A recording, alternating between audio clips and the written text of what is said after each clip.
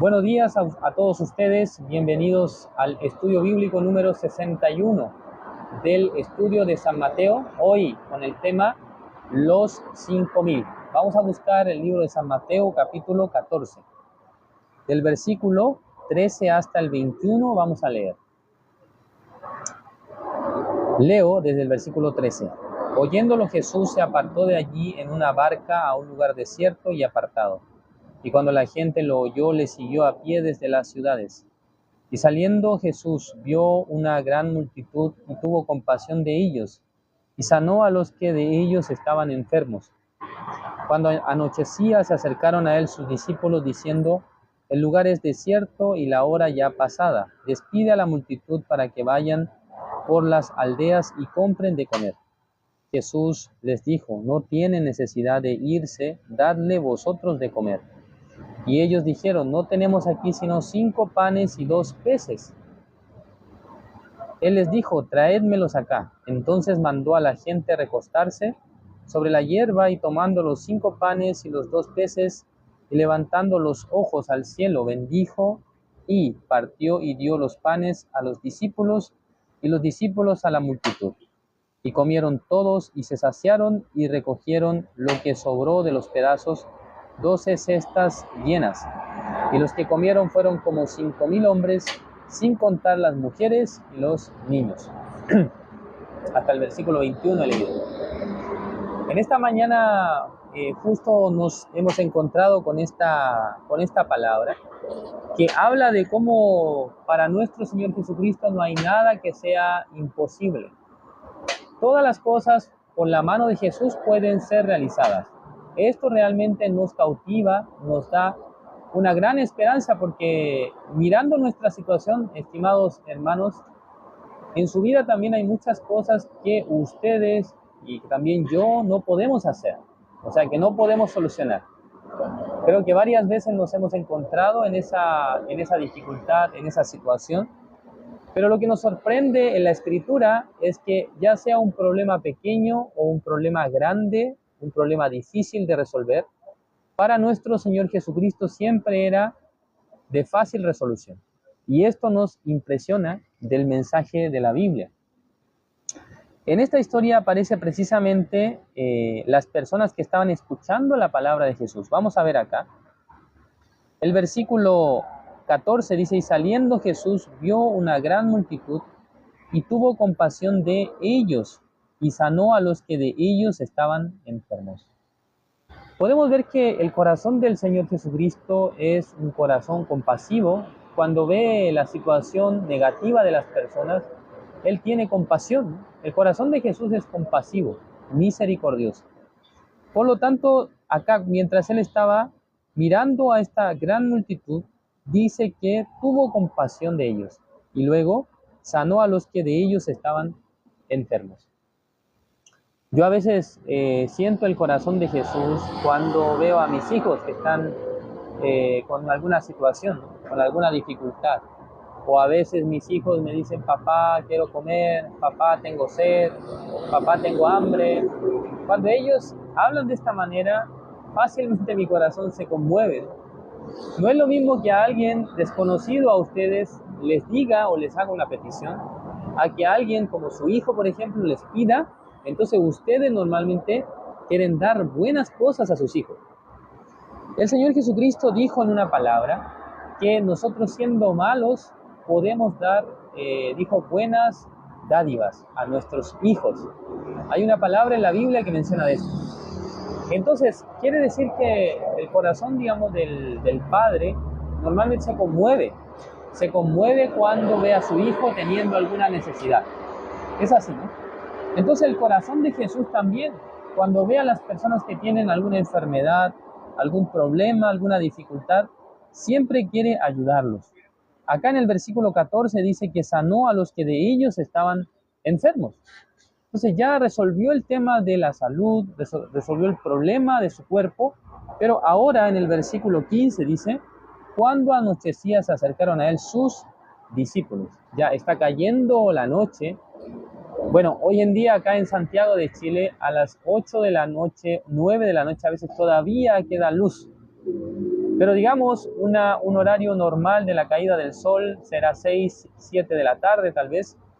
Entonces llegó esa hora, dice que ya estaba anocheciendo, tal vez a las 7 de la tarde, no sé muy bien qué hora era, pero dice que el lugar es desierto y la hora ya pasada. Despide a la multitud para que vayan por las aldeas y compren de comer. O sea, los discípulos han visto que para ellos es imposible dar de comer a tanta gente, porque la cantidad de personas es enorme. Entonces, para los discípulos era imposible realmente alimentar a tanta gente. ¿Por qué? La Biblia señala que entre los hombres, cuando se hace el conteo, solamente los hombres está contando. No sé muy bien por qué hace el conteo de los hombres. Sí, la verdad es que la cultura israelita tiene esta costumbre, ¿no?, de contar a los hombres principalmente, pero según mi opinión, ellos están contando a los hombres porque entre los hombres son los que comen más, ¿no? Son los más comelones. Entonces, ya pensando en la cantidad de hombres que hay, debe cubrir a 5.000 hombres. Ya la Biblia en el versículo 21 nos menciona que ahí no se contaban las mujeres y los niños. Entonces, si nosotros tuviéramos que considerar por lo menos una mujer por hombre, serían ya 10.000 personas en total, porque serían 5.000 hombres, 5.000 mujeres. Entonces, eso contado los niños, si cada uno tuviera un hijo, entonces por lo menos serían 15.000 personas. Es un cálculo solamente pensando en que todos estaban con sus esposas, en que todos estaban con su hijo, ¿sí? Tal vez puede ser menos la cantidad, pero de que eran más de 5.000 es un hecho, porque solamente los hombres eran 5.000 personas. Ya. Y luego acá el versículo 15 dice que los discípulos le han pedido a Jesús que los despida, que los mande a su casa porque ellos deben comprar algo de comer. Además, los discípulos no tienen cómo darle de comer a ellos, porque son muchas personas, imagínense, son miles de personas, es una multitud de gente. Pero acá en el versículo 16 dice, Jesús les dijo, ¿qué les dijo? No tienen necesidad de irse, dice, dadle vosotros de comer. Entonces los discípulos agarrando su cabeza, ¿no?, diciendo, ¿qué está diciendo Jesús? ¿Qué es lo que está hablando el Señor Jesucristo? ¿Acaso Él no sabe contar? Mira, en este lugar hay más de 5.000 personas que están esperando para comer. ¿Cómo podemos nosotros darles? Somos pobres, no tenemos dinero, no tenemos capacidad. Entonces en el corazón de los discípulos llegó una carga enorme, ¿no? Si ellos piensan en resolver el problema, entonces será una carga enorme, ¿no? Imagínense ustedes, hermanos, cuando cocinan en su casa, ¿ustedes para cuántas personas cocinan? ¿Para 3, 4 personas? Por ejemplo, el día domingo en nuestra iglesia se realiza el servicio dominical y después todos los hermanos comemos juntos en la iglesia. Entonces la persona que prepara el almuerzo tiene que pensar por lo menos, por lo bajo, 30 personas. Entonces tiene que preparar comida para 30 personas, entonces ya no es una bolsa de arroz, sino que son 2, 3 bolsas de arroz, y luego ya no es una porción para 4, sino una porción para 30. Entonces tiene que pensar, calcular, ¿no es así? Tiene que calcular cuánto es el material que necesita para preparar tal comida, ¿no es así? El otro día mi esposa preparó una especie de salpicón en la iglesia, pero ella preparó bastante, pero no vinieron muchos hermanos, entonces sobró bastante. Entonces en estos días, antes del año nuevo, varias veces comíamos salpicón, ¿no?, como ensalada, porque sobró bastante. Pero habitualmente no sobra, sino que habitualmente falta, ¿no? A veces falta comida para darle a todos los hermanos. A veces los hermanos no pueden repetirse porque la cantidad no es tanta. Entonces acá, imagínense, para 15.000 personas. Hermanos, para 15.000 personas, ¿ustedes piensan que es poco o es mucho? ¿Ustedes piensan que 15.000 personas es poco? O digamos 5.000 personas es poco o es mucho? Es muchísimo, ¿no? Es muchísimo. Pero Jesús le dijo, dale vosotros de comer. Entonces los discípulos tienen que empezar a quebrar su mente, su cabeza, para ver cómo podemos alimentar a 5.000 personas, Dios mío. ¿Cómo podemos hacer para darle comida a tanta gente? Además, no podemos darle una cucharada, sino que una porción suficiente para que pueda saciarse. Entonces, en el corazón de los discípulos llegó la situación, llegó la preocupación. El versículo 17 dice, y ellos dijeron, no tenemos aquí sino 5 panes y 2 peces. Imagínense, 5 panes y 2 peces para alimentar a 5,000 personas. Hermanos, ¿se puede? Dando a probar, o sea, con una moldadientes, o sea, un palito que se ocupa para limpiarse los dientes después de comer. Ya, con este palito, si usted lo mete en el pescado y sacando la puntita, puede dar a probar con 2 peces. ¿No es así? Pero lo interesante acá, hermanos, es que la palabra de Jesús es una palabra que incluye el poder.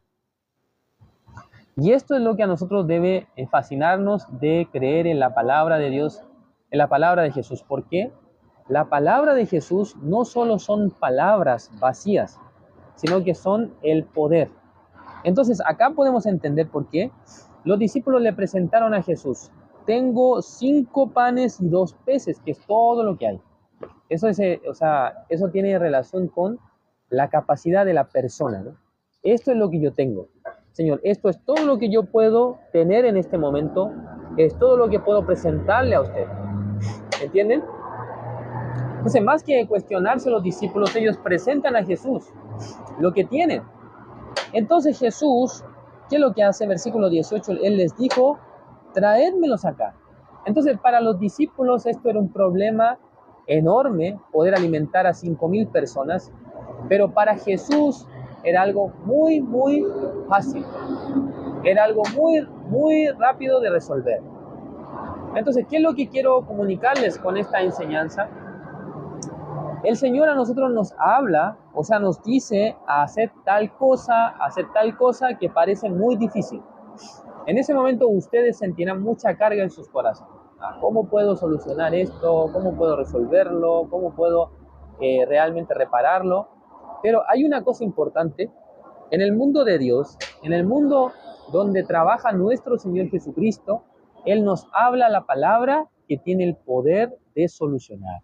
O sea, no solamente Él dice la palabra, no solamente Él habla la palabra, sino que en su palabra está el poder hacer. Entonces, es donde nosotros podemos descansar. Pero normalmente nosotros, ¿cómo recibimos la palabra de Dios? Cuando Dios nos dice algo, queremos cumplir lo que Él nos dice. Por ejemplo, la mayoría de la gente entiende que debe ser santo, pero no espera recibir santidad por la gracia, por el poder de Dios, sino que espera ser santo por su obra. ¿Entienden? Entonces se torna muy difícil alcanzar la santidad. Esto ocurrió en la vida de Martín Lutero, quien era un monje católico. Martín Lutero, antes de convertirse en cristiano, antes de convertirse en una persona salva, él pensó que la justicia de Dios era por medio de las obras, es decir, que tengo que esforzarme. Por eso cada vez que él cometía un pecado, se arrepentía y también confesaba su pecado. Según relatos históricos, dice que Martín Lutero pasaba más de 6 horas confesando sus pecados. Entonces, él sentía mucha carga y condenación porque la justicia de Dios le implicaba santidad. Entonces, por su ser era pecaminoso. Es decir, que de su ser surgían cosas malas, de su ser surgían cosas perversas. Entonces, él no podía obtener la santidad por su obra. Entonces, cada vez que él sentía que estaba cometiendo pecado, que estaba teniendo deseos pecaminosos, él a sí mismo golpeaba su cuerpo, ¿no? ¿Para qué? Para poder, en algún sentido, flagelar su cuerpo para sentirse menos responsable. ¿Entienden? Entonces, digamos que esta persona estaba sintiendo mucha condenación por el pecado, pero la Biblia, en el libro de Romanos 1:16 y 17, nos muestra exactamente el versículo con el que Martín Lutero había recibido el perdón de los pecados. El versículo 17 dice, porque en el Evangelio la justicia de Dios se revela por fe y para fe.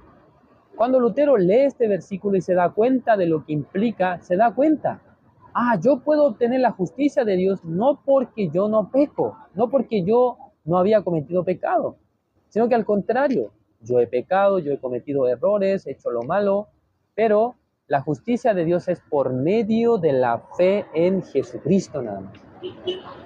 Entonces, ya digamos que una persona cuando peca, pide perdón por su pecado. Yo voy a devolver la pregunta. Alguien a veces me pregunta, ¿no? Por ejemplo, acá está preguntando, si peco, no debo pedir perdón, dice. Ya, yo le quiero responder a esta persona que está preguntando.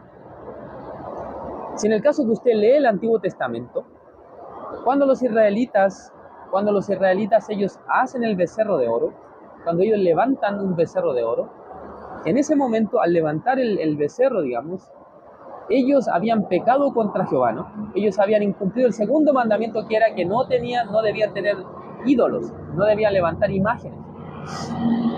Entonces, ¿qué es lo que hace Moisés? Moisés sube al monte Sinaí para pedir ¿qué cosa? Perdón por los pecados de los israelitas. Pero Dios, ¿qué hace? Dios no perdona el pecado. Dios dice que cada uno pagará cuando peca. Eso dijo Dios a Moisés, imagínense, Moisés, el siervo de Dios, quien recibió la ley de los mandamientos en el monte Sinaí, la persona que libera al pueblo de Israel de Egipto, va delante de Dios pidiendo el favor, que por favor perdone el pecado de Israel, pero Dios no da perdón. ¿Por qué? Porque la Biblia dice que la paga del pecado es la muerte. Entonces, el pedir perdón, estimados hermanos, estimados oyentes, ¿qué efecto tiene para Dios? No tiene ningún efecto. Si en el caso que por pedir perdón los israelitas hubiesen resuelto su problema, entonces ellos no tenían que llevar animales para el sacrificio. Si los israelitas pecaban, solamente bastaba con decir al Señor, perdóname porque yo pequé, perdóname Señor por lo que yo hice. Pero no era suficiente, sino que Dios exigía llevar, una ofrenda, ¿no? Un animal sin defecto. Además, no era cualquier animal, sino que tenía que llevar un animal sin defecto. Entonces, ¿qué significa esto, hermanos?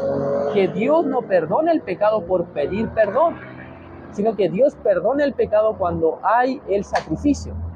Entonces, si Jesucristo es el sacrificio, el Cordero de Dios, ya con el sacrificio de Jesucristo es suficiente.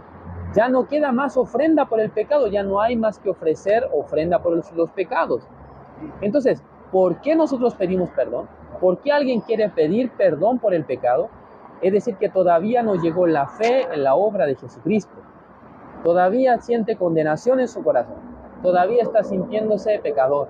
Por eso quiere pedir perdón.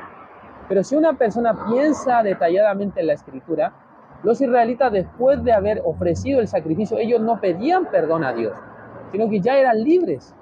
Ya ellos podían ser libres del pecado. ¿No es así?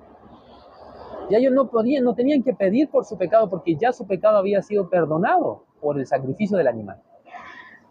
Ya de la misma manera, Jesús es quien pagó nuestro pecado de manera eterna, para siempre.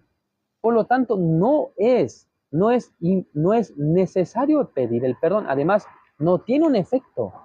El pedir perdón no le garantiza a la persona que es perdonada, porque Dios no resuelve el tema del pecado por el pedir perdón.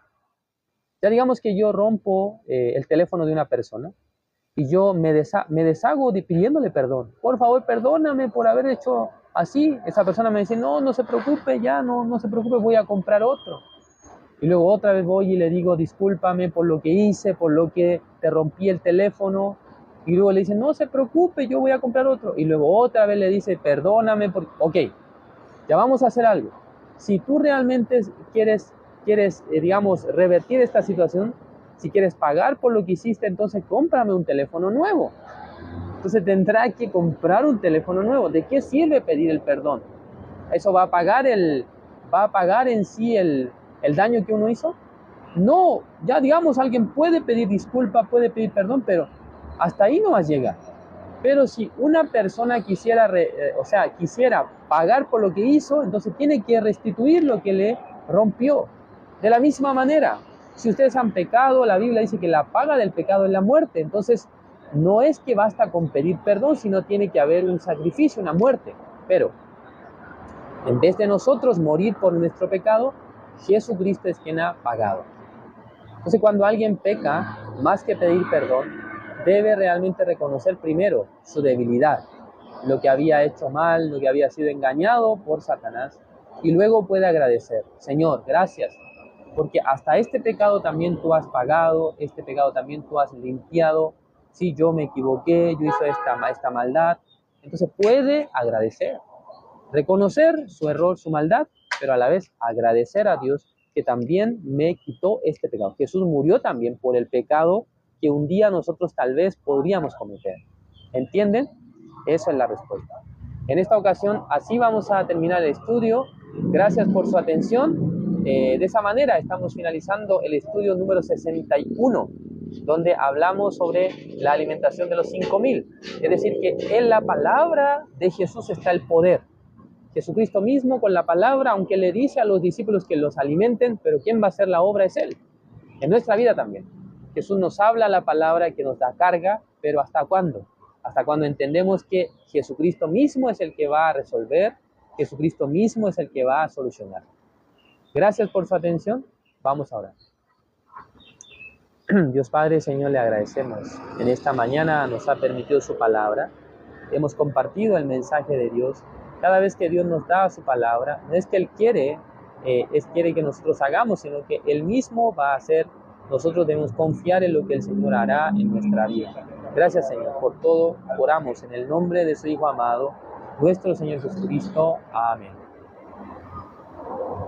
Bueno, de esa manera terminamos el estudio de hoy. ¿Qué dice acá? O sea, ignorando seguir su vida, pero no pago consecuencias. Bueno. Ya, vamos a pensar en esta palabra. Ya, por ejemplo, David pecó, ¿no? David pecó. Ya, hermano Alfredo Orihuela, ¿usted sabe que David pecó? ¿Sabe los pecados que cometió David? David lo que hizo fue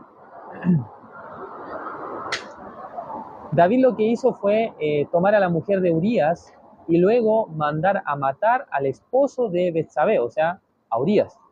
¿Es correcto? Esto es un pecado, porque por una parte, y cometió pecado de violación con la esposa de Urías y luego pecado de muerte, o sea, de asesinato, porque mató a un hombre. Ya mi pregunta es, David después de haber pecado, ya él había recibido, o sea, digamos, él fue perdonado de su pecado, ¿no? ¿Fue perdonado de su pecado o no fue perdonado? Ya la Biblia dice que David, después de que se dio cuenta de su maldad, de su pecado, el profeta Natán le dijo: tu pecado ha sido remitido, dijo, ¿no? Pero, acá es el punto que quiero decir, un poco con la pregunta que me hizo un hermano. Este pecado de David tuvo consecuencia de su vida, ¿es correcto? Ya, tuvo consecuencia, pero esta consecuencia, estimados hermanos, no va a cambiar por lo que yo pido o no pido perdón. David, aunque se hubiese puesto de rodillas delante de Dios para que no llegara a consecuencia de lo que había hecho, pero no pasó, sino que solamente Dios le ha dejado libre del pecado, es decir, que sin condenación en su corazón, pero eso trajo consecuencia en su vida. Por ejemplo, dice que murió su hijo, muere el hijo que iba a tener con Betsabé. Y segundo, Dios le dice que así como él hizo esto en oculto, en su vida también ocurrirá en público. Y luego el hijo de David toma una de las mujeres de David, o sea, una madrastra. ¿Es correcto? Si esto estamos de acuerdo. En la vida de David ocurrió este problema.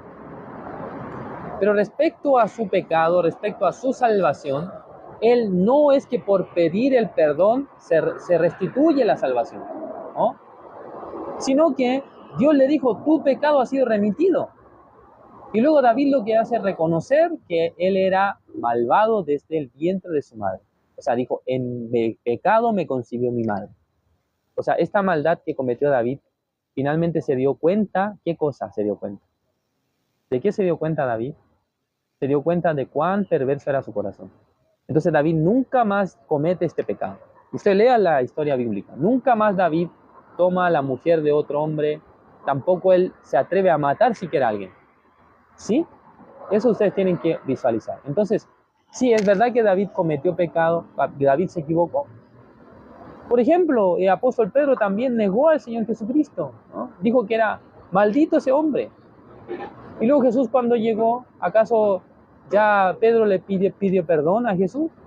Ni siquiera pidió perdón. ¿Entiende? Sino que ya su pecado también había sido cubierto. Por eso le dijo a Pedro, ¿no? Y Pedro pastorea mis ovejas. Ya se convirtió en pastor de la iglesia. ¿No es así? Entonces, consecuencia, sí, obviamente. Si usted come mucho azúcar, se va a enfermar. ¿No es así? Si come mucha sal, también se va a enfermar. Si está mucho tiempo bajo el sol, también se va a enfermar.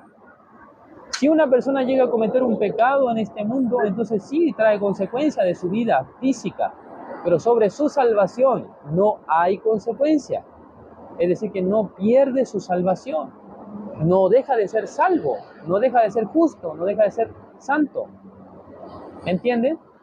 Esto es lo que muchas personas no pueden comprender bien.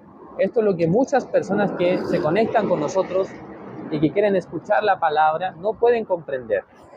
Quiere decir que todavía están viviendo bajo las obras. Todavía sienten la condenación del pecado. ¿Sí entienden? No estoy diciendo que ustedes deben pecar libremente. Yo no vivo así. Yo no estoy viviendo de esa manera. Entonces, ¿por qué les voy a decir a ustedes que vivan así? Nuestros pastores tampoco viven así. Entonces, no podemos decirle a ustedes que tomen y que fumen y que cometan adulterio y no les va a ocurrir nada. No estoy diciendo eso. Por ejemplo, si ustedes adulteran y dejan, están con otra mujer teniendo su esposo, o en el caso del hombre su esposa, ¿qué va a ocurrir? Y probablemente se termine su matrimonio. Probablemente ya no haya más relación entre ustedes.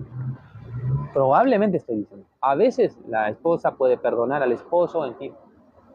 Pero, cada cosa que ustedes hacen tendrá el resultado, ¿no? De consecuencia de su vida terrenal. Pero sobre la salvación, tenemos que separarlo. Esto. La salvación no llega porque yo hice bien, sino porque yo he aceptado el Evangelio, la obra de Jesucristo, la obra de salvación. ¿Sí? ¿Ustedes quieren vivir cumpliendo los mandamientos? Intenten vivir así, pero Jesús no mandó vivir que cumpla la ley de Moisés. Yo no mandó que ustedes procuren cumplir, ¿sí? Sino que Jesucristo dijo que nosotros podamos guardar su palabra. Entonces, si nosotros guardamos la palabra de Dios, si caminamos detrás de Jesús, esta misma vida nos protege de los pecados, de las maldades, de la oscuridad, ¿no? Jesucristo dijo, el que me sigue no andará en tinieblas. Entonces, andar en tinieblas es andar en pecado. Si a una persona le cuesta para vivir sin cometer pecado, entonces tiene que seguir a Jesús. Si me cuesta para vivir con la santidad, para vivir en la luz, entonces tengo que seguir a Jesucristo, ¿no? Tengo que caminar detrás de Jesús. Pero a alguien que le gusta pecar, entonces va a pecar cuando quiere. ¿No es así? Pero si sabe que es débil, si sabe que tiene cierta debilidad, entonces debe abstenerse de estas cosas, debe caminar con la guía del Señor, en la luz. Y ahí se resuelve el problema. Ni siquiera es necesario que llegue a cometer el pecado, sino que viva en la luz, caminando con el Señor, caminando con su iglesia, escuchando la palabra, congregándose, leyendo la Biblia, orando, estas cosas le ayudan. ¿No es así? Pero alguien que voluntariamente quiere pecar, que quiere hacer lo malo, entonces sí, si vive así obviamente va a tener problemas, ¿no?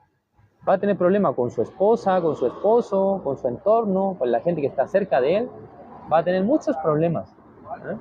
Pero si yo quiero llevar una vida realmente limpia, ya la manera, dice que sígame. El que quiera andar en la luz, sígame, dijo Jesús. Entonces siga a Jesús. Ya con esto basta. Si usted sigue a Jesús, su vida será resplandeciente, será la luz, podrá tener la luz verdadera en su vida. ¿Está bien? Gracias por su atención. Así vamos a terminar.